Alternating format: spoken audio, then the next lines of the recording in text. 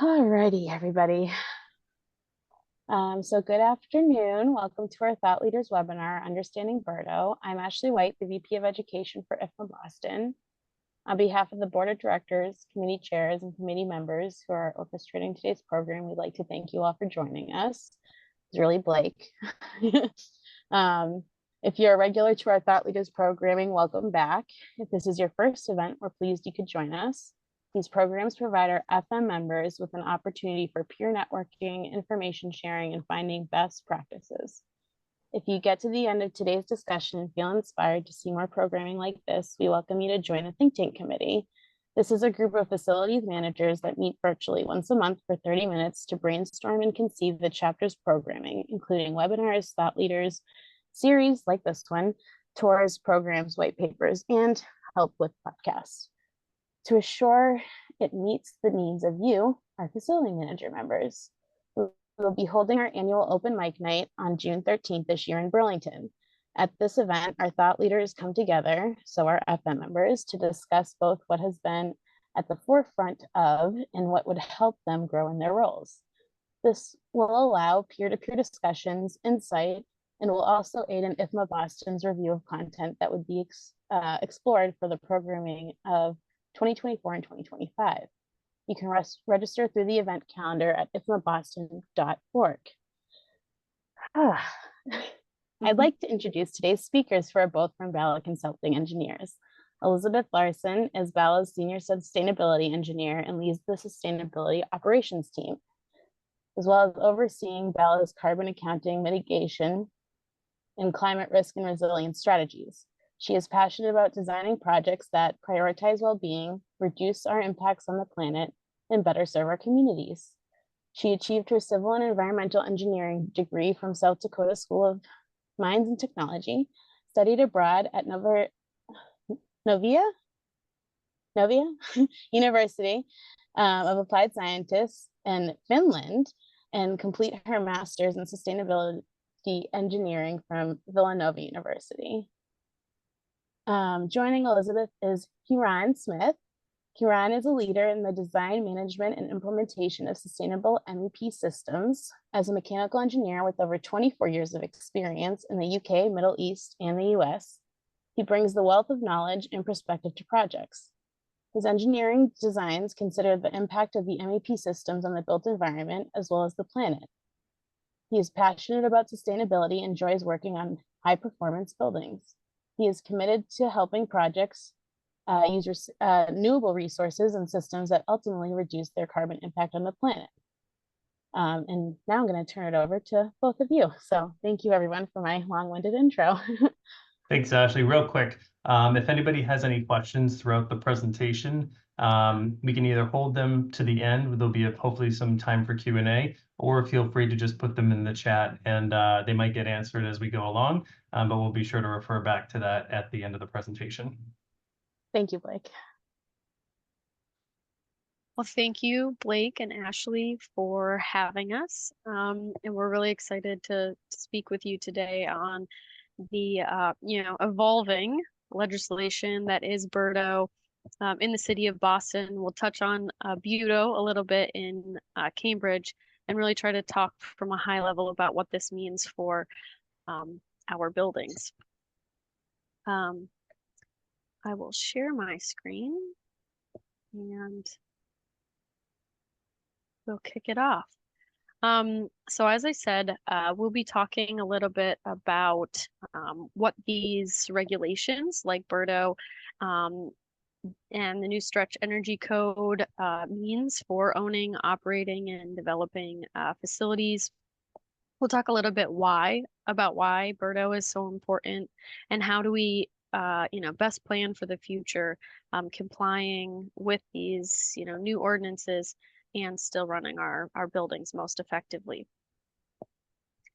So many of you are familiar. BERDO 2.0 is an add-on to the original BERDO legislation, which was originally passed in 2013. That was BERDO 1.0, and it really focused on energy reduction. BERDO 2.0, which was passed in 2021, really takes it a step further, focusing on emissions reduction, transferring from purely an energy standpoint to really looking at energy, how we use energy, what it's generated by, and making it a bigger discussion. Ordinances like these, this is happening in Boston with BERDO 2.0, in New York City with Local Law 97, and many other places across the United States, is really happening because the built environment makes up such a large proportion of the global climate crisis. As you can see on the left, building operations make up almost 30% of global CO2 emissions annually, and that's even more of impactful in our cities. As you can see in a lot of the cities, urban cities in the Northeast, buildings and emissions from buildings make up 70 to 75% within our urban environments. In Boston, the latest metrics were around 71% of all emissions. And that's why we see cities like Boston creating climate goals that are specific to buildings and really starting here first. They do have goals associated with, transportation, waste reduction, and other goals, but really because buildings make up that 71% of emissions, buildings are being targeted first. It is also important for us to remember that we are only one part of this larger puzzle. It will take our utilities to work alongside us. We are currently working with government through this process, in addition to really understanding how and educating occupants and the public on how we use and, the best practices for our buildings. So we are, one piece of this bigger puzzle, going towards this effort of, climate reduction, but really need to make sure that we play our part as well.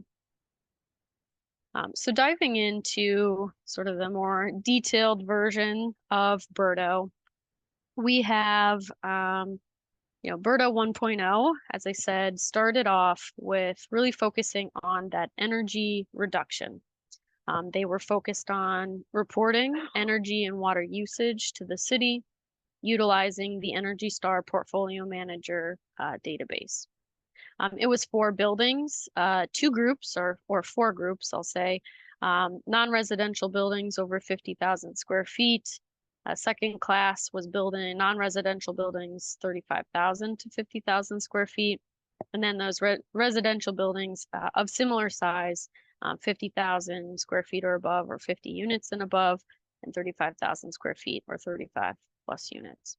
So these buildings have been reporting their energy usage and water usage for quite some time. What BERDO 2.0 did, in addition to really changing that end goal from energy reduction to emissions reduction, was also decrease the limit for buildings that are, have to comply. So there's two new added groups associated with BERDO 2.0. Non-residential buildings that are 20,000 square feet to 35,000 square feet, and residential buildings that are 20,000 square feet or 15 or more units. Reporting remains that it will be, annually reported May 15th, and that is how you continue to comply with BERDO. The reporting will change slightly given the new BERDO 2.0 process. You have to go in and claim your account both in Energy Star Portfolio Manager and through their BERDO reporting form. You then go into Energy Star Portfolio Manager.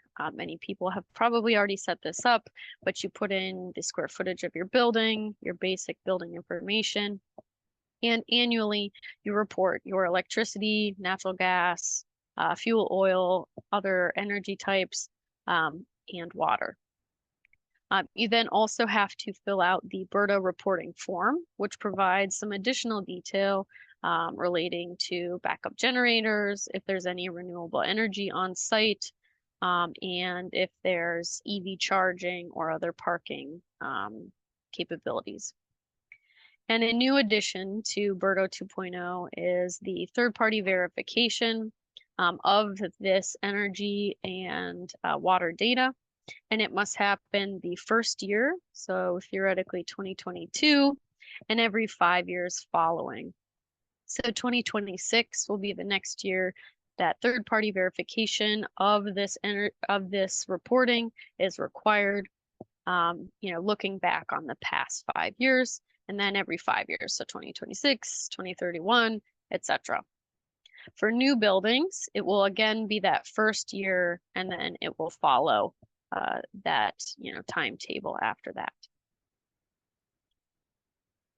That's simply the reporting process. There's also a compliance timeline that is layered on top of this.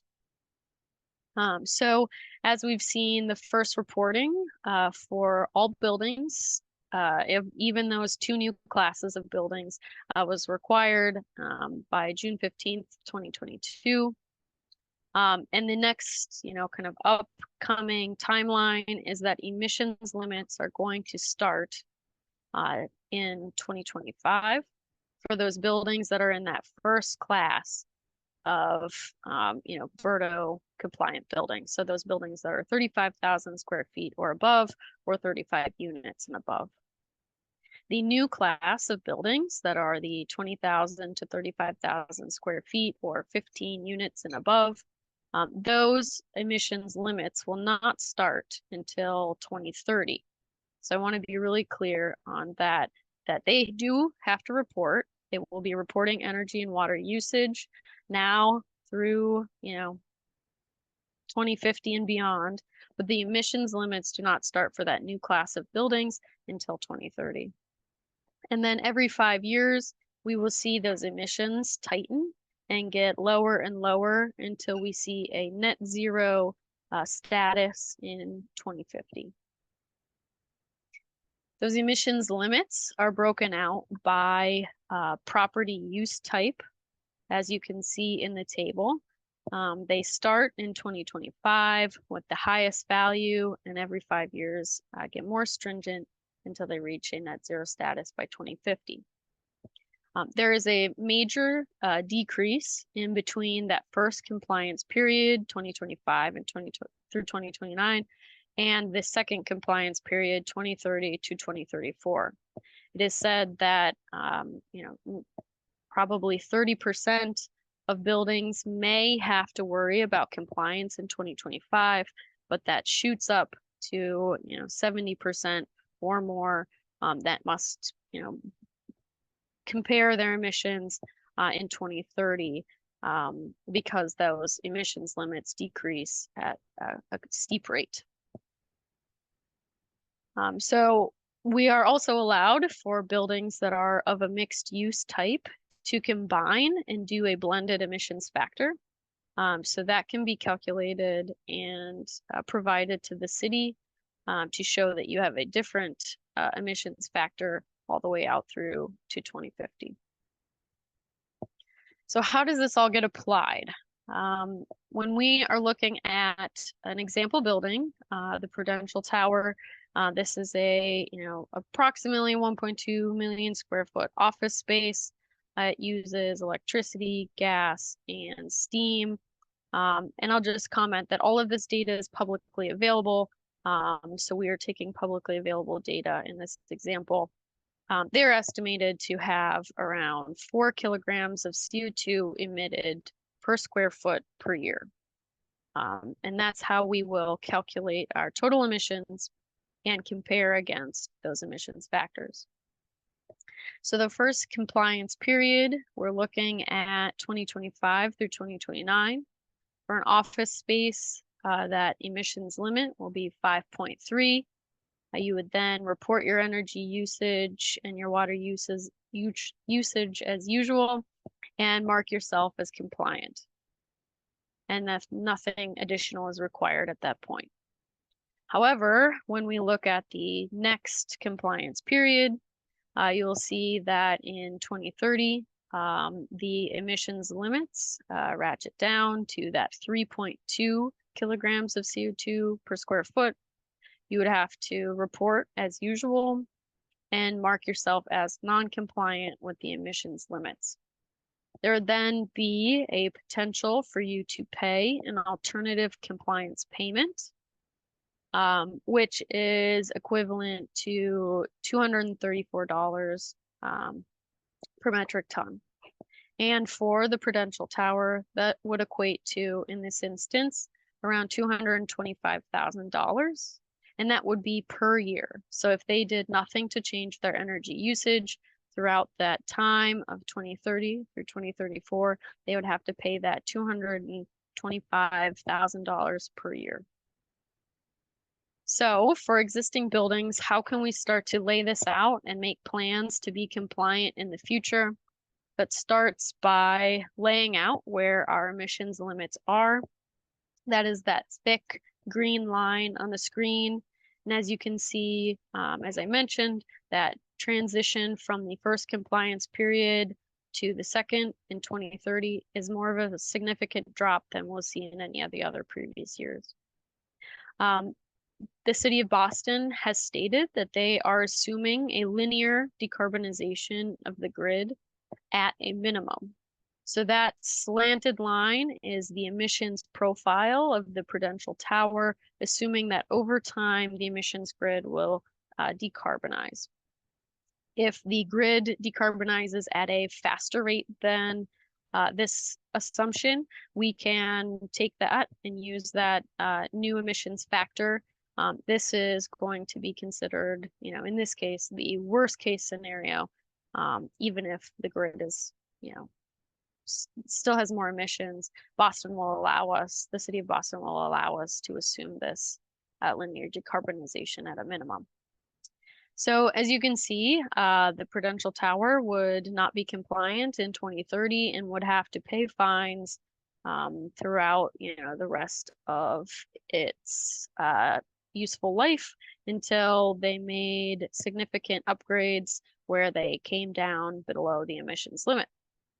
What's really important as a company, trying to figure out how we can extend our compliance is to not only look at the option for upgrades, which can have a significant impact, but also those of, low and no cost upgrades. So one area where we may recommend to look first is to identify if there's an opportunity for retrocommissioning study or other low or no cost efforts to potentially extend the life or extend that compliance to, when we see that end of life, where then you might be doing an upgrade already, where you're not, cutting short that equipment lifespan. So laying it out and looking into the future ahead of time is really critical as we're looking at these five-year increments. And also considering the, design cycle, which could take, design and construction cycle, which could take, anywhere from 2 to 3 years for certain projects. Another key consideration that the city of Boston has recently put new guidance out on is the use of renewable energy for compliance. The city of Boston has recently released a new piece of guidance on how these 4 options can be utilized to reduce the emissions of your electricity energy. So these 4 options, you can enroll in Boston's Community Choice Electricity Program. There are 2 options to select when you enroll in this community choice program. There's a standard option, which is providing you with approximately 39% of that, your usage is renewable energy, with the rest being supplied by, grid energy. So you're reducing the emissions of your electricity around 39%. Or there's a Green 100 option where you can purchase fully renewable energy from Boston's Community Choice Program and have your electricity emissions go to 0. which can be very impactful in complying with these emissions limits. You are also allowed to buy and retire mass class 1 RECs, or renewable energy certificates. These are characterized by a few different things. They have to be generated within the compliance year or within 12 months prior to the year of compliance, and they have to be retired within 6 months of that year that you're using them.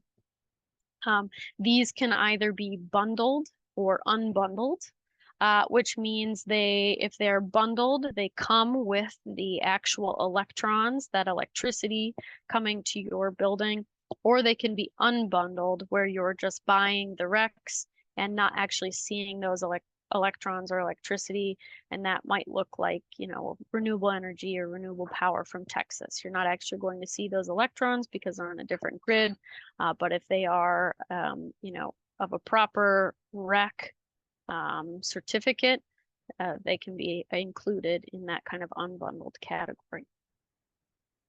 You can also sign a power purchase agreement where you're procuring renewable power.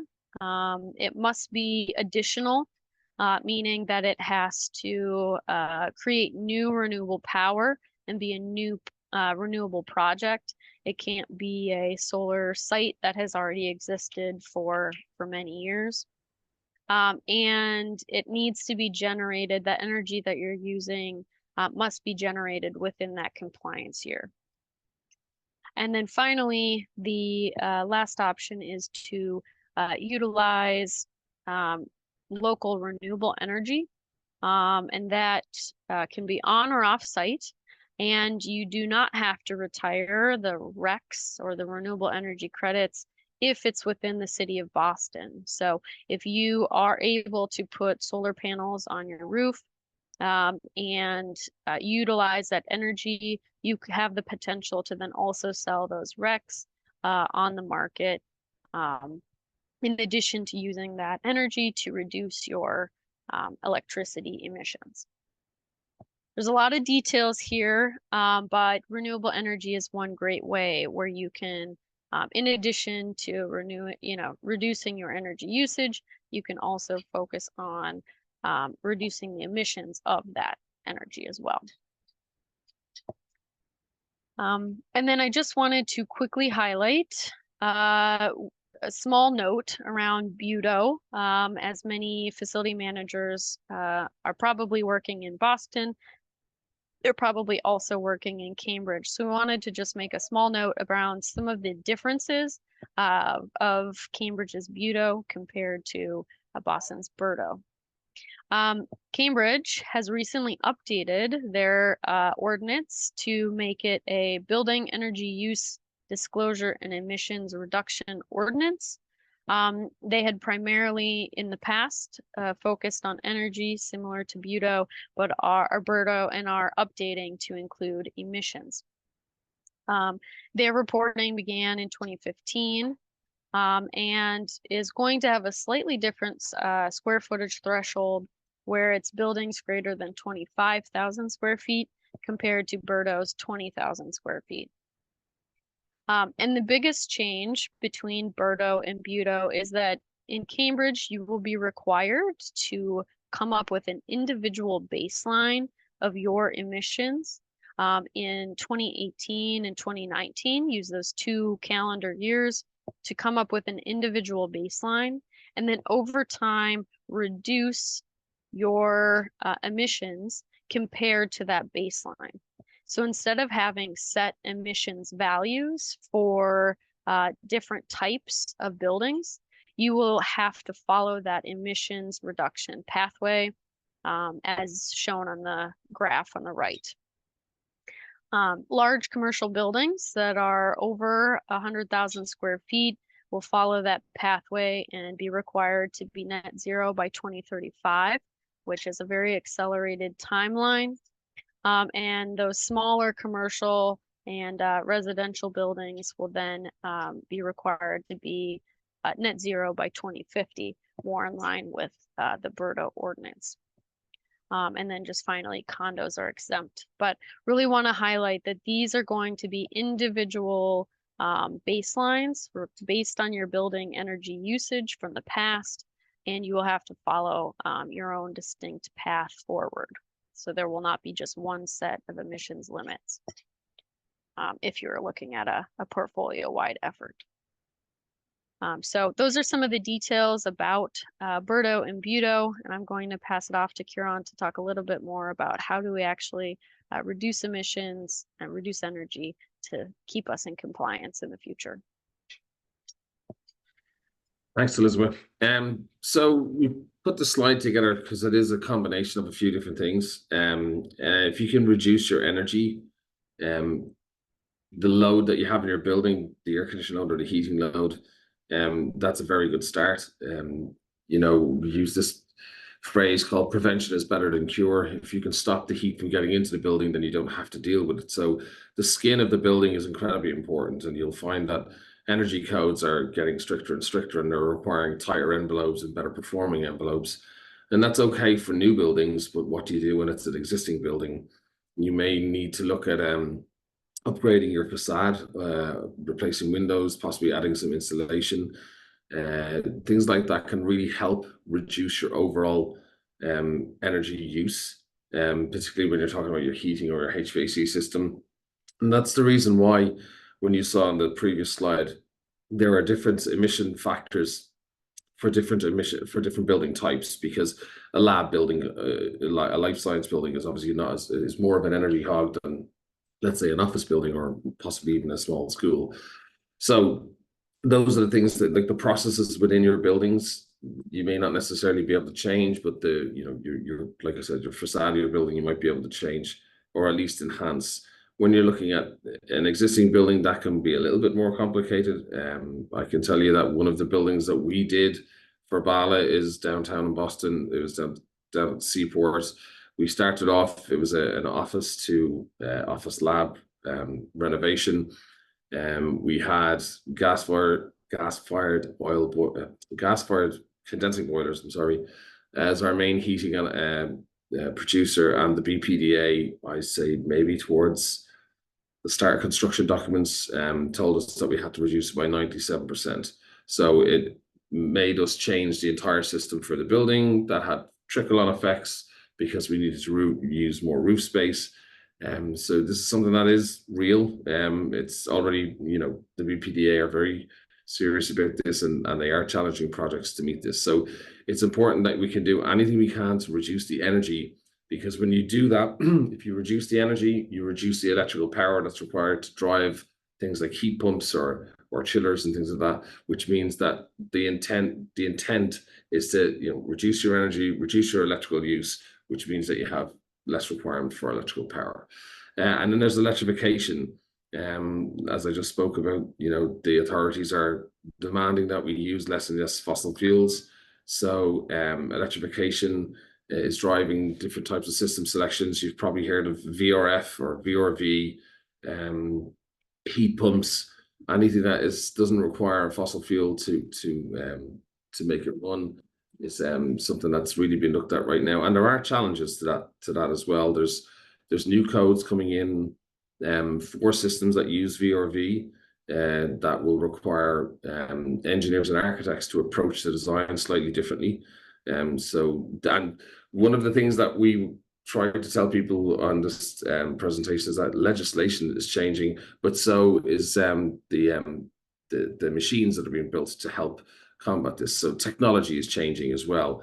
Previously, I'd say even 5 years ago, a heat pump was struggling to go down to 0 degrees Fahrenheit or even 5 or 10 degrees Fahrenheit. And as engineers, that was somewhat concerning for us, because we know here in the Northeast, we get really cold weather.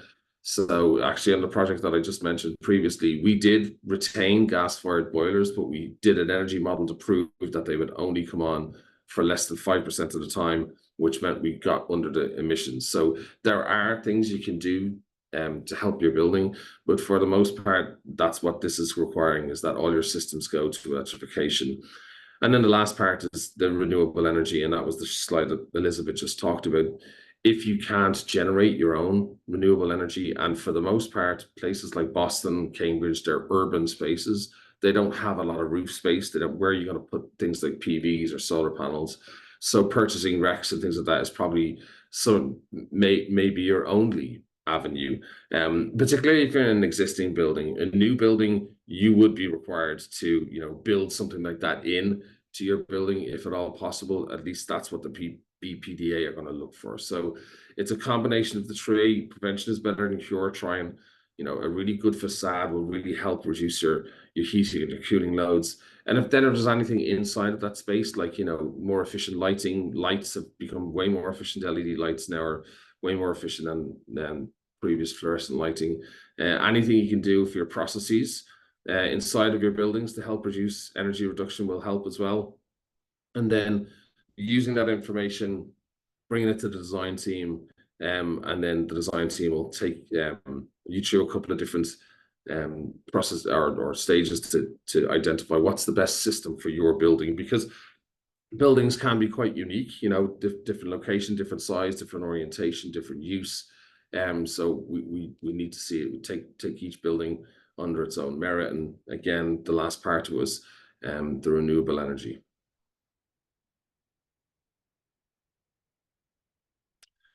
So as I spoke about, there's some design side challenges. Well, the first thing you want to do is an existing or new building. A new building is a blank sheet of canvas, basically. So you're expected by the authorities to bring these to bring those buildings into compliance. There's very little wiggle room there. Existing buildings, slightly different tack because they're already there. Most of them, I would say, have probably some level of fossil fuel in them. So what can you do there? We spoke about the envelope, the insulation tightness. Like I said, it can assist in reducing your overall loads. And when you reduce your overall load, you reduce your overall costs. So there is some benefit to ownership there. An opportunity to go to an electric system. Does it have an effect on the structure and the architecture? Well, it can do. That project that I just mentioned down the seaport, it did have an impact on structure. We had to put heavier equipment on the roof. We actually went to air source heat pumps on the roof. They took up more space. So we had less room for PVs, which we had to go back and forth with the BPDA on.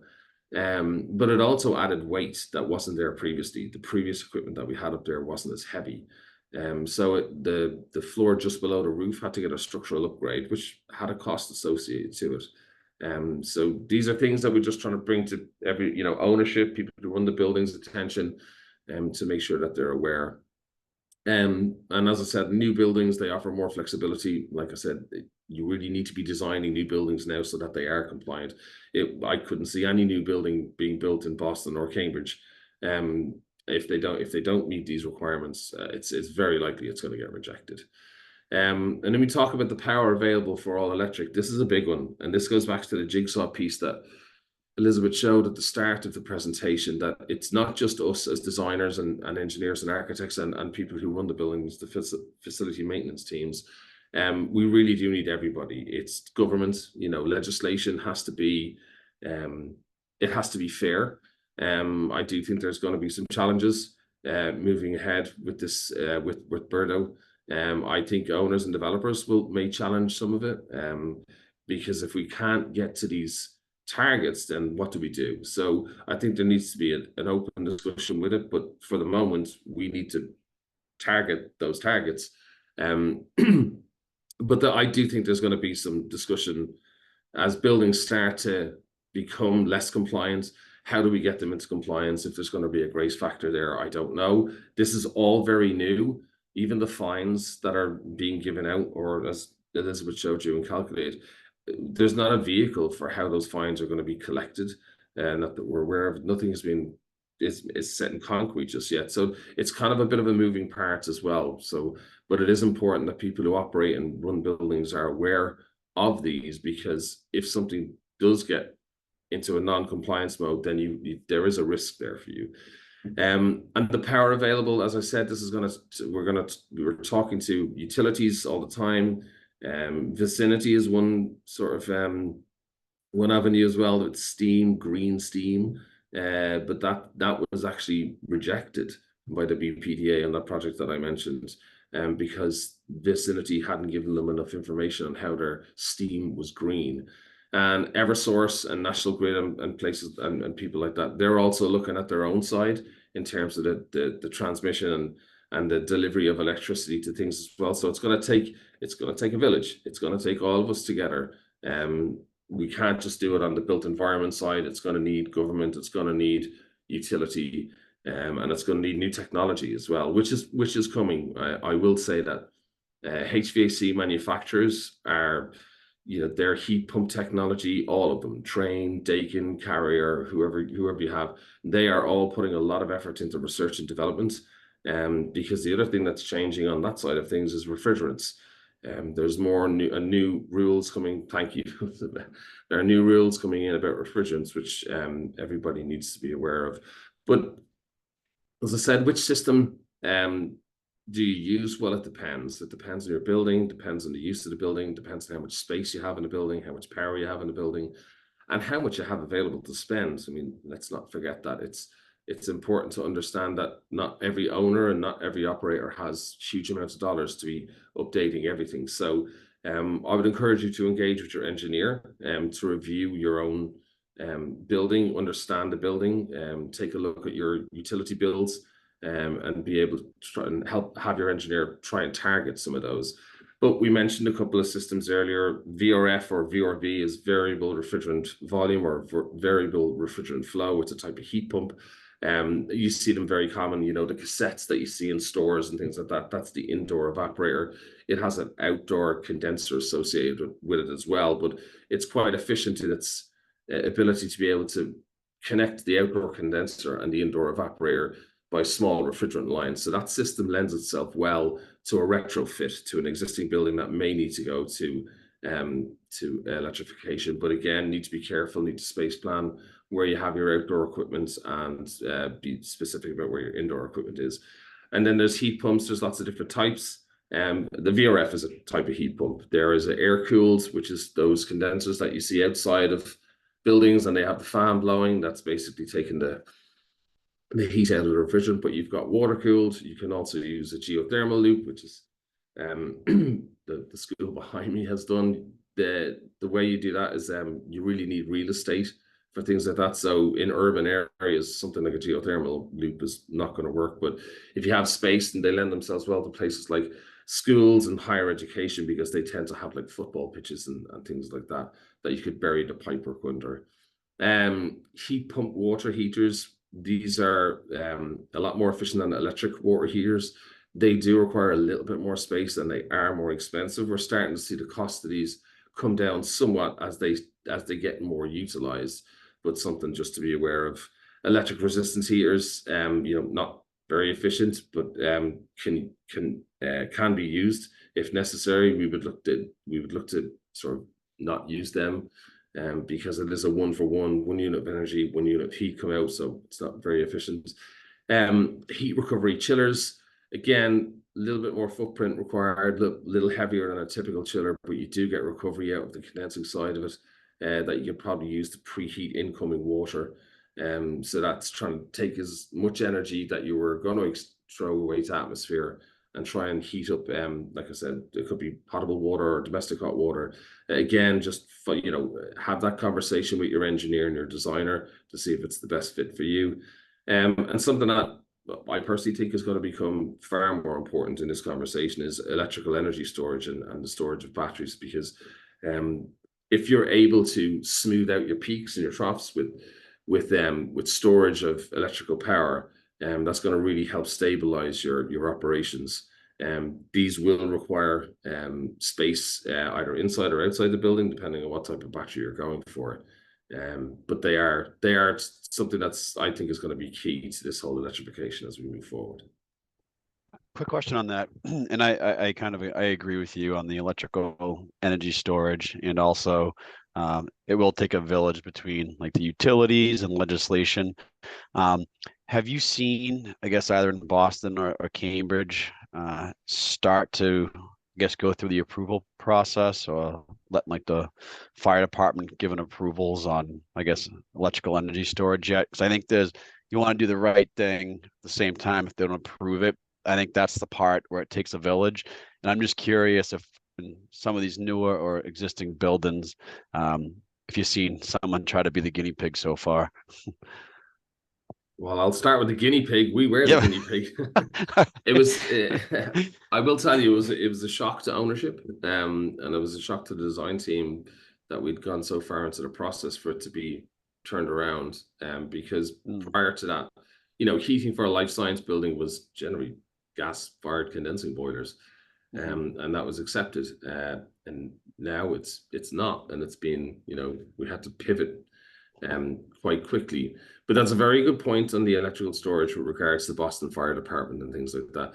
There is updated code language for what you need to do for these things. So it's something that your design team should be looking at and making sure that any approvals, you know, they've got the right design in place. But it's new. The BFD, it's new to them too, and you know they need to be. They're very cautious. I'm sure you all know this. They don't give sign off very easily. You've got to have all your ducks in a row. So it's about ensuring that you're meeting the code. So we always have code consultants on board. You know, things like this might require additional ventilation, additional fire protection. So it's something to be aware of. Nice. No, thank you. Yeah, and we are starting to actually see fire departments in New York City and Boston start to allow, or at, you know, kind of a smaller test case, allow for electrical energy storage. They've been having enough conversations, and it's something certainly we're working with our manufacturers to specifically work on too, because they have, you know, those conversations about their capacity, about their safety, etc., directly with, you know, those respective fire departments. So we're starting to see some movement in their ability and their, you know, acceptance. Nice. No, thank you. Yeah, coming to your point, like geothermal, if you have the real estate outside, like the urban environment, you could do it. And even electrical storage, you could put it on the side of the building. I'm thinking in Boston and Cambridge, it's probably like in the bottom of a parking garage or indoors or somewhere where that probably gives them the agita on what happens if and when there's a fire. Yeah, cool. All right, thanks, guys. Sure. Ashley, I see you talking, but I think you're on mute. I am double muted, thank you. Okay. Obviously this is all new, but is this something you see landlords potentially offering, you know, clients? Like, you know, we have, you know, a floor of electrical storage and you're part of that because we have this benefit. I think from a sustainability and ESG perspective, we do see landlords providing tenants with energy efficient space, you know, potentially procured renewable energy through a PPA, and that kind of thing. I think from the electrical energy storage more comes from the conversation of resiliency and providing sort of like a microgrid strategy for tenants if they are of a, you know, kind of mission critical or critical facility type. I have yet to see maybe a landlord specifically say, come here because we have, you know, electrical energy storage. I think it's still a little bit more at the leading edge. But I do know landlords are looking at ESG metrics, and tenants are deciding where to stay based on those, you know, ESG metrics and the required reporting, especially with the new SEC rulings on all of that.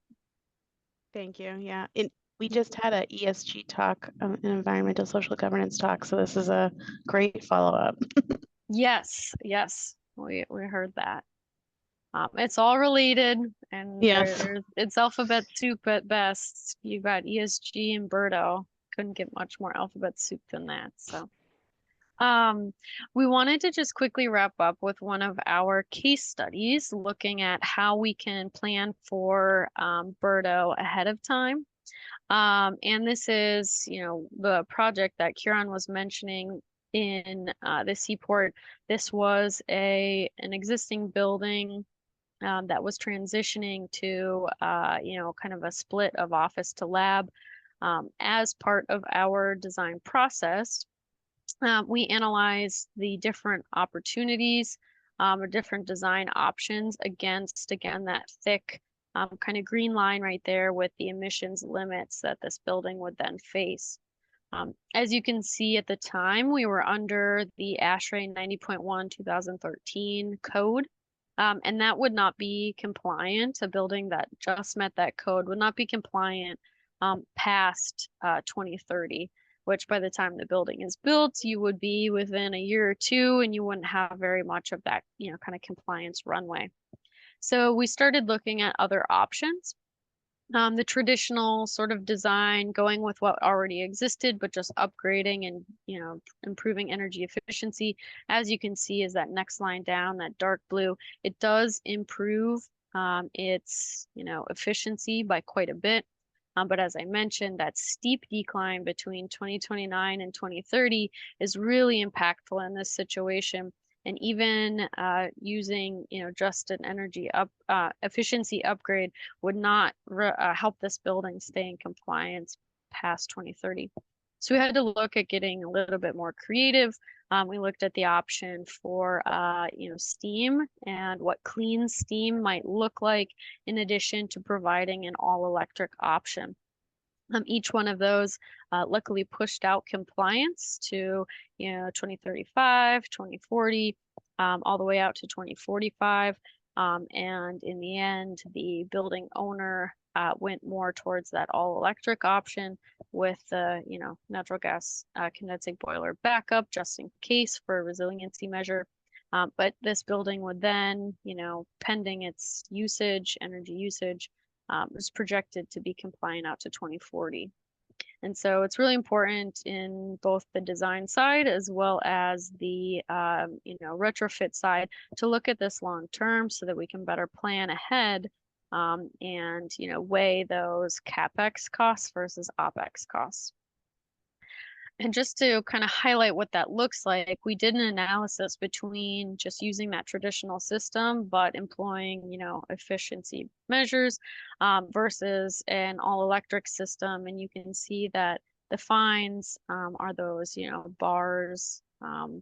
You would start seeing fines for the, traditional system all the way from 2030 through 2050 and beyond, whereas the all-electric option isn't seeing fines until 2040, which can be impactful because through 2030 to 2050, this building owner would see over $1 million worth of fines just from having the system choice that they made.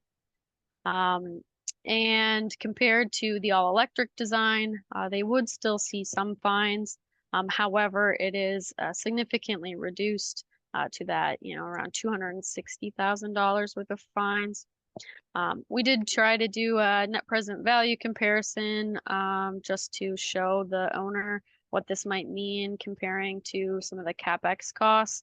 And so if there's a difference in those system types that is less than $372,000, it is a no-brainer. There is automatic savings with that all-electric option. And that's not considering any of the energy efficiency, upgrades or energy cost reduction. That is only looking at fines from BERDO alone.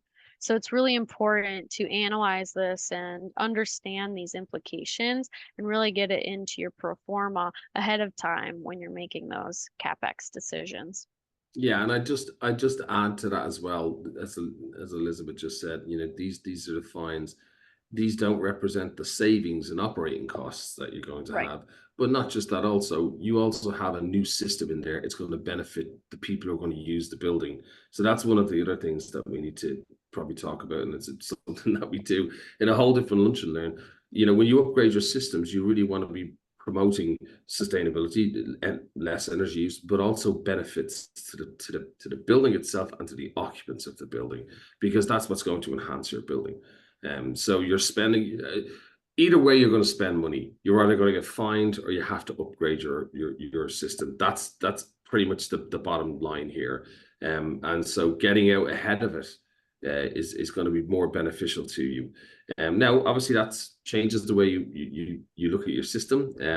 You first of all have to have an analysis done in your system to understand what that is and how, like, being able to put together a graph like Elizabeth just showed, showing you how that's going to either become compliant or become out of compliance. So yeah, like I said, you're going to spend money one way or the other. Hopefully it's the way of upgrading or enhancing your systems, because that just doesn't give the system the upgrade. It gives what the system is designed for. The people who use the building get a better building for themselves as well. I want to thank you again for participating in our webinar. Hopefully you do have a better understanding of BERDO coming out of this. We have our emails up on the screen if you have any questions for us. If we can't get to any at the moment, but we want to open it up to any questions there may be right now. I had a quick one about any incentives coming out. And obviously all this upgrading of systems and your equipment, everybody wants to. But any local level, state level, has anybody? I applied to grants and things like that for projects in the past, but I know it's still very, very early and very new. But do you see any of that coming? Certainly, yes. So there are going to be incentives at all levels at this moment. There are federal incentives and tax credits and tax deductions through the Inflation Reduction Act, specifically for systems such as geothermal, thermal energy storage, electric energy storage, etc. There are local incentives through Eversource and National Grid for energy reduction. Those will be more of a either dollar per kilowatt hour saved or a unit by unit price that you can get back. And there are also definitely Massachusetts has, as part of their clean energy program, I believe incentives for various upgrades as well.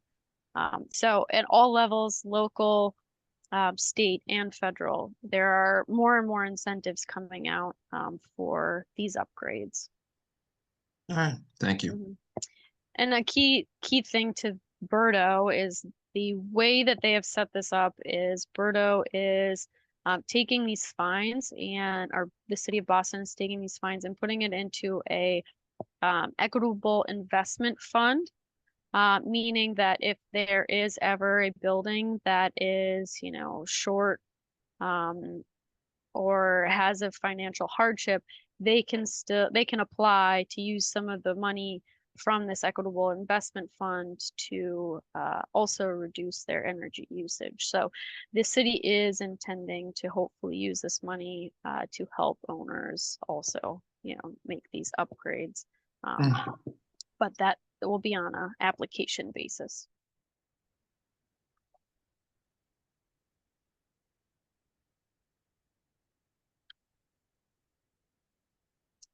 Any other questions? Nice work, guys. Thank you. Appreciate it. I know it's a Yeah, lot. thank you. It's a lot to present and it's a lot to take in. For those that don't know, we will be having a white paper come out by September, is the goal. We did have a bit of a transition year. So Rachel actually on this call will be doing our white papers going forward. And we'll be going and exploring a little more into this topic just because it is so robust. So you'll get a little more information through there. And then I think Kate's looking at some stuff for the podcast too. So thank you guys so much for your time. This was great and very informative. If anyone has any other questions, feel free to use the emails provided. And we're about at time. So if no one has anything else, thanks for enjoying your lunch with us today. And I hope you enjoy the rest of the day. Yeah, thank you you very both. much. Really appreciate it. Thanks all. Thank you. Bye-bye. Have a great Bye. day. Have a Thank good one. you.